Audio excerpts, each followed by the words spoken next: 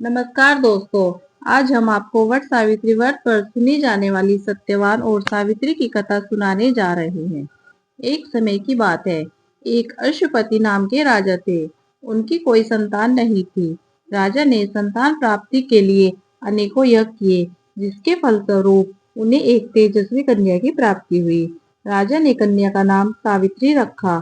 समय बीतता गया और सावित्री विवाह योग्य हो गई। एक दिन राजा ने सावित्री से कहा, सावित्री, अब तुम विवाह योग्य हो गई हो, इसलिए स्वयं अपने लिए योग्य वर की खोज करो। पिता की बात मानकर सावित्री मंत्रियों के साथ यात्रा पर निकल गई। अनेक आश्रमों और जंगलों में घूमने के बाद वह राजमहल लौट आई।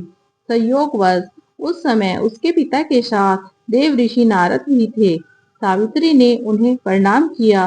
राजा अश्वपति ने सावित्री से उसकी यात्रा का समाचार पूछा। सावित्री बोली, पिताजी, तपोवन में अपने माता पिता के साथ निवास कर रहे सत्यवान मेरे लिए योग्य हैं।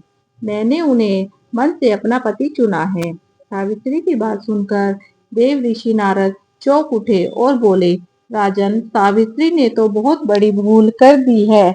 यह सुन अश्वपति चिंतित हो गए और बोले, हे देव ऋषि, सत्यवान में ऐसा कौन सा अवगुण है? इस पर नारद जी ने कहा, राजन, सत्यवान के पिता शत्रुओं के द्वारा राज्य से वंचित कर दिए गए हैं। अब वह वन में तपस्वी जीवन व्यतीत कर रहे हैं और अपनी आंखों की दृष्टि भी खो चुके हैं। राजन, सबसे बड़ी कमी की बात तो यह है कि सत्यवान अल्पायु हैं। 12 वर्ष की आयु में से अब उसके पास केवल एक ही वर्ष शेष रह गया है। नारद जी की बात सुनकर अश्वपति ने सावित्री को समझाया कि वह किसी दूसरे उत्तम गुणों वाले पुरुष को अपने पति के रूप में चुन ले। सावित्री बोली, पिताजी, नारी अपने जीवन में केवल एक ही बार पति का वरण करती है। अब चाहे जो भी हो, मैं किसी दूसरे को अपने पति के रूप में स्वीकार नहीं कर सकती। पुत्री की हट के आगे पिता विवश हो गए और सावित्री का विवाह सत्यवान के साथ पूरे विधि विधान से करा दिया। विवाह के पश्चात सावित्री अपने पति और सास ससुर के साथ वन में रहने लगी। जैसे जैसे समय बीतता जा रहा था, सावित्री के मन का भय बढ़ता जा रहा था। नारद जी के कहे अनुसार जब उसके पति की आयु मात्र 4 दिन शेष रह गई थी, तब सावित्री ने 3 दिन पहले से व्रत करना प्रारंभ कर दिया। अनंतः वह विधि ना पहुंचा जब सत्यवान की मृत्यु निश्चित थी। चौथे दिन जब सत्यवान लकड़ी लेने वन को जाने लगा, तब सावित्री बोली, हे नाथ, मैं भी आपके साथ वन को चलूंगी। सत्यवान के मना करने पर भी वह सास ससुर की आज्ञा लेकर अपने पति के साथ वन को चली गई। वन में सत्यवान ने जैसे ही पेड़ से लकड़ी काटना शुरू करा, उसके सर में असहनीय पीड़ा होने लगी और वह पेड़ से उतर गया। सावित्री समझ गई कि उसके पति का अंत समय निकट है। अंततः उसे अपने पति का सर गोद में रख लिया और जैसे ही सत्यवान लेटा, वह अचेत हो गया। सावित्री चुपचाप आंसू बहाती हुई ईश्वर से प्रार्थना करने लगी। तभी उसे लाल वस्त्र पहने भयंकर आकृति वाला एक पुरुष दिखाई दिया। वह साक्षात यमराज थे। सावित्री बोली, महाराज, आप कौन हैं? यमराज ने उत्तर दिया, सावित्री, मैं यमराज हूँ और तुम्हारे पति के प्राण हरने आया हूँ। सावित्री बोली, प्रभु, संसारिक प्राणियों को लेने तो आपके दूत आते हैं। यह क्या कारण है कि जो आपको स्वयं आना पड़ा? यमराज ने उत्तर दिया कि यह अत्यंत धर्मात्मा तथा गुणों का सागर है। मेरे दूत इसे ले जाने योग्य नहीं है, इसलिए मुझे स्वयं आना पड़ा। ऐसा कहकर यमराज ने सत्यवान के शरीर से उसके प्राणों को निकाला और दक्षिण दिशा की ओर यमलोक को जाने लगे। सावित्री भी उनके पीछे पीछे चल दी। अपने पीछे सावित्री को आता देख यमराज बोले, सावित्री, तुम मेरे पीछे कहाँ आ रही हो?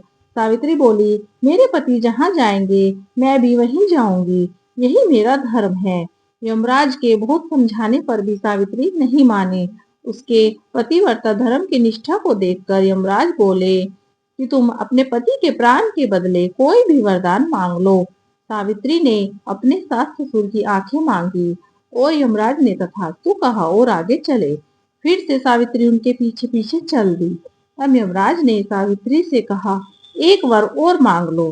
तब सावित्री ने अपने सास ससुर के राज्य को वर के रूप में मांग लिया और यमराज ने तथास्तु कहा और आगे चल दे। सावित्री फिर भी यमराज के पीछे पीछे चलने लगी। अब यमराज बोले, चलो एक और वर मांग लो। तब सावित्री ने अपने पिता के लिए 100 पुत्रों का वरदान मांगा। यमराज ने तथास्तु कहकर सावित्री को वापस लौटने को कहा, लेकिन सावित्री नहीं मानी और फिर उनके पीछे पीछे चल दी। अब यमराज बोले, सावित्री तुम मुझसे अपने पति के अलावा कोई भी वरदान मांगो। तब सावित्री ने कहा कि उसके सत्यवान से 100 पुत्र प्राप्त हों। इस बार भी यमराज तथास्तु कहकर आगे बढ़ने लगे, परंतु सावित्री फिर उनके पीछे पीछे चल दी। अब यमराज बोले, मैंने तुम्हें सभी मनवांछित फल दे दिए हैं, अब तुम लौट जाओ।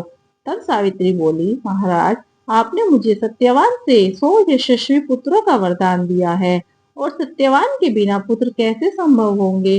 ऐसा कहकर सावित्री ने यमराज को उलझन में डाल दिया। तब यमराज बोले, सावित्री मैं तुम्हारी पतिव्रता धर्म से प्रसन्न होकर सत्यवान के प्राण छोड़ रहा हूँ और साथ साथ तुम्हें आशीर्वाद देता हूँ कि तुम्हारी यह कहानी युगों युगों तक सुनाई जाएगी। यह कहकर यमराज ने सत्यवान के प्राण छोड़ दिए और यमलोक को लौट आए। तब सत्यवान और सावित्री अपनी कुटिया में पहुंचे। वहां उनके माता पिता की आंखों की दृष्टि लौट आई थी और उन्हें अपना खोया हुआ राज्य भी मिल गया था।